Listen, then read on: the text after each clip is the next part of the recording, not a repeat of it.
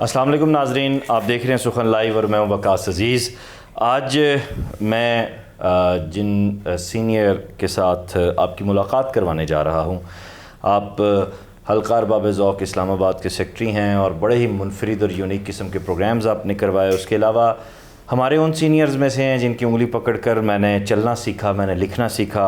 جناب خلیق الرحمان صاحب دو نظمیہ مجموعوں کے خالق ہیں، اگر میں ٹھیک کہہ رہا ہوں تو جی۔ کیسے ہیں آپ؟ ٹھیک ہیں، خیریت سے؟ آپ کی محبت کہ آپ نے وقت دیا سخن کے لیے، شکریہ، آپ نے یاد کیا، بہت محبت۔ خلیق بھائی، نظم آپ کے لیے کیا ہے؟ نظم میرے لیے تو آپ یہ سمجھیں کہ زندگی کا ایک اظہاریہ ہے، اور میں نے کچھ بھی سوچنا ہوتا ہے، کچھ بھی لکھنا ہوتا ہے تو نظم کے ہی فلیشز جو ہیں وہ میرے ذہن میں آتے ہیں، اس کی لائنیں یا اس کا ایک تخیل جو ہیولہ سا ہوتا ہے باتوں کا، پھر جب لکھنے بیٹھتے ہیں تو پھر نظم ہی آپ کو لے کے چلتی ہے۔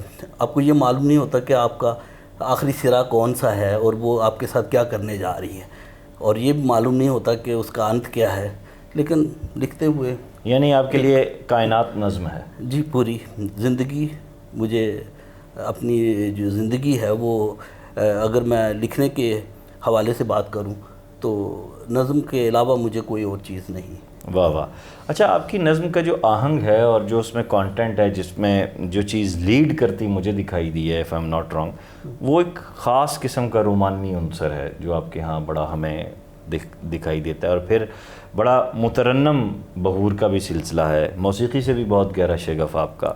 تو کیا یہ طبعی میلان ہے آپ کے ہاں، یا آپ کا کوئی نظریاتی سطح پہ کوئی آپ کی وابستگی ہے، یا کسی سینئر شاعر کی روایت کو لے کر آپ آگے بڑھے؟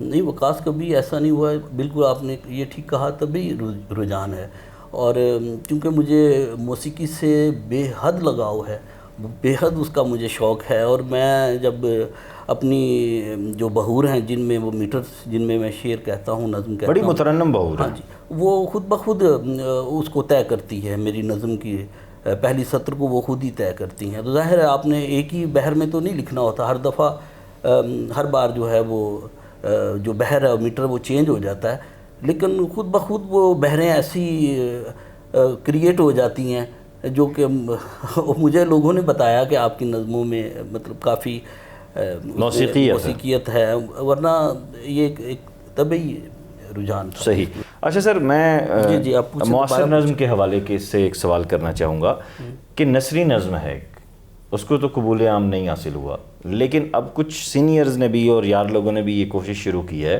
کہ نظم کے اسلوب کو ان کے ہاں بہت ہی آسان باتوں باتوں میں کر دیا جائے، کہ جیسے یہ لگے کہ بالکل جو لہجہ ہے نثری نظم کا اور آزاد نظم کا یہ ملتا ہے، اس میں کوئی فرق نہیں بقایا بچا۔ ایک شعوری طور پر یہ کوشش کی جا رہی ہے، آپ اس کو کیسے دیکھتے ہیں؟ مجھے ایسا لگتا نہیں ہے، مجھے یہی محسوس ہوتا ہے کہ آپ جب نظم ہے یا جو آپ کا کریٹیو عمل ہے اس کو اپنے عصر کے ساتھ، اپنے زمانے کے ساتھ، اور اپنے جو سماجی اور جو زندگی کے کانٹینٹس ہیں ان کے ساتھ جڑنا چاہیے۔ تو جو زبان کا برتاؤ ہے یا ورتارہ ہے وہ بھی اس کا حصہ ہی ہے۔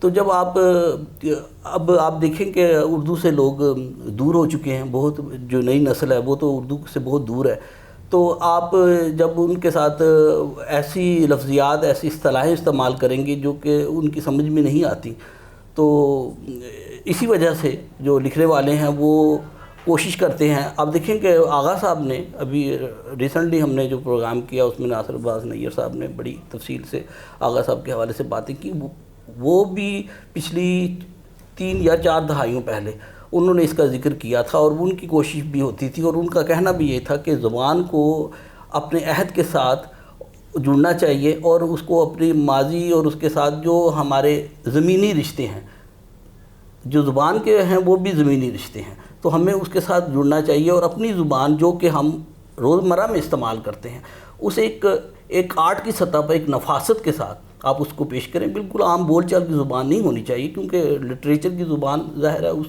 کی ایک سطح ہے، وہ ایک بلند حیثیت رکھتی ہے. تو آپ کو وہ زبان کو ایک نفاست کے ساتھ، ایک سلیقے کے ساتھ آپ برتیں اور اس کو اپنی کریٹیو عمل میں جو بھی آپ نثر لکھ رہے ہیں، نظم لکھ رہے ہیں، اس میں اس کو استعمال کریں.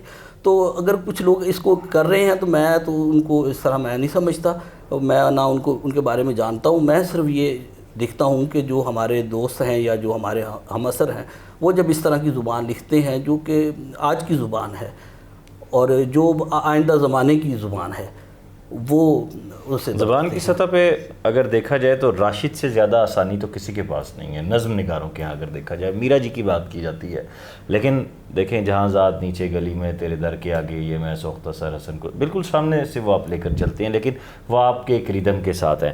گلوبلائزیشن نے بہت زیادہ امپیکٹ کریٹ کیا ہے آپ کے تخلیق کار کے ذہن پر بھی، اور آپ کے تخلیق کار کو اب اس طرح سوچنا پڑ رہا ہے جیسا کہ ایک عالمی منڈی میں جو بات ہو رہی ہے. تو آج جو اردو معاصر نظم لکھی جا رہی ہے اس کے کانٹینٹ کو آپ کیسے دیکھتے ہیں؟ اس کے کانٹینٹ بہت زبردست ہیں، اور جو ماضی میں جو نظمیں لکھی گئی ہیں آج کی نظم اس سے بہت مختلف ہے، بہت آگے کی نظم ہے. اور وہ میں سمجھتا ہوں کہ جو بھی ہم نے حلقے میں اپنے جو نظمیں جن لوگوں نے پیش کی، اور ہم سے جونیئر یا ہم سے سینئر بھی، اور یہ بھی دیکھتے ہیں کہ ہم سے سینئر ایون اگر احسان اکبر بھی اپنی نظم لکھتے ہیں تو ان کا بھی جو میلان تھا یا ان کی جو نظم انہوں نے کووڈ کے دنوں میں لکھی تھی وہ ایک مختلف نظم تھی جو انہوں نے پچھلی نظمیں لکھی. تو آفتاب اقبال شمیم کے ہاں دیکھیے آپ، ان کے ہاں ہے. اور جو ہماری نئی نسل ہے وہ ان کے کانٹینٹس بہت ڈیفرنٹ ہیں، کیونکہ ایک آپ سائبر نیٹ ورک کا زمانہ ہے آپ سمجھتے ہیں، اور اس کی معاملات، اس کے مسائل مختلف ہیں. تو یہ ساری چیزیں جو ہیں وہ ہماری نظموں میں، ہماری شاعری کے اندر وہ آ رہی ہیں. لیکن جو آپ نے بات کی تھی ابھی نون راشد کی، تو میں نہیں سمجھتا کہ وہ بالکل بہت جو نظمیں بہت عام ہیں جیسے زندگی سے ڈرتے ہو، میرے منہ میں یہ تھی بالکل. اچھا وہ نظمیں وہ ان کی زبان ذرا مختلف ہے، لیکن ان کی جو دیگر نظمیں ہیں ان میں تو ظاہر ہے بہت فارسیت ہے اور وہ بہت اصطلاحی استعمال کرتے ہیں. تو وہ اس طرح کی عام زبان قبول عام بھی تو انہیں کو ہوا نا. اور جی، اور ان کے بعد ان سے اگر آپ میرا جی کو آپ کریں گے تو میرا جی کے ہاں تو زبان کی اس طرح نہیں، انہوں نے وہ ان کے ہاں زبان کا اور برتاؤ جی، وہ ہندی وہ ہندی ہے اور زمین سے جڑت ہے زیادہ ہے، اور وہ اپنے لوکیل سے، اپنی ثقافت سے وہ زیادہ کرتے ہیں. فیض صاحب نے بہت آسان کیا نظم کو انہوں نے بھی کیا، بہت زیادہ ثروت مند کیا انہوں نے. اختر حسین جعفری اور مجید امجد کا ذکر کیے بغیر تو بات مکمل نہیں ہوگی. بہت بڑے بڑے نام ہیں اور بہت اہم لوگ ہیں، اور ان کی وجہ سے ہی ہماری نظم کی توقیر ہے، اور انہی کی وجہ سے ہماری اردو جو ہے وہ صحیح. آپ کی کمل جھیل کا گیت، اور دوسری کتاب تھی دامنے کو ہمیں شام. بالکل درست بات ہوگی. تو کچھ عطا کیجئے. ابھی ریسنٹلی میری ایک نظم شائع ہوئی ہے ادبیات میں، تو میں ایک تازہ جی بسم اللہ وہی آپ کو سنا دیتا ہوں. اور یہ نظم میں نے اختر حسین جعفری کی نظم سے متاثر ہو کے، کیا کہنا ہے ان کی یہ آخری جو لائن ہے وہ اس پر میں نے نظم کا اختتام کیا ہے. نظم کا عنوان ہے اجازت ہو. میرا ایک خواب بھی لفظوں کے اندر ڈھل نہیں پاتا. کیا مصرع ہے. میرا ایک خواب بھی لفظوں کے اندر ڈھل نہیں پاتا، معنی کا کوئی کاغذ مکمل ہو نہیں پاتا. واہ واہ. وہ قصہ جو ادھورا ہے، جو باتیں نامکمل ہیں، اکٹھا کر لوں گٹھڑی میں انہیں میں باندھ لوں پھر سے. کیا کہنے. اکٹھا کر لوں گٹھڑی میں انہیں میں باندھ لوں پھر سے، ذرا پھر سے نہ ان ٹوٹے ہوئے بے ربط لفظوں کو نئی ترتیب دے ڈالوں. کیا کہنے. اجازت ہو تو روز و شب کی ان الجھی ہوئی ٹوٹی ہوئی بے ربط سطروں کو میں پھر سے جوڑ کر دیکھوں. کیا کہنے. محبت جو ضروری ہے، کہانی جو ادھوری ہے. کیا کہنے. محبت جو ضروری ہے، کہانی جو ادھوری ہے، جو قصہ نامکمل ہے اسے پھر سے نہ دہرا لوں. کیا کہنے. اجازت ہو تو میں اس دکھ بھری گہری اماوس میں ذرا سی چاندنی کر لوں. کیا کہنے. اجازت ہو تو میں اس دکھ بھری گہری اماوس میں ذرا سی چاندنی کر لوں. کہو تو میں دبے قدموں سے آتی موت سے پہلے ادھوری رہ گئی ہے جو ذرا سی زندگی کر لوں. کیا کہنے. کہو تو اجازت ہو تو میں اس نامکمل نظم کی بارے دیگر کچھ خواندگی کر لوں.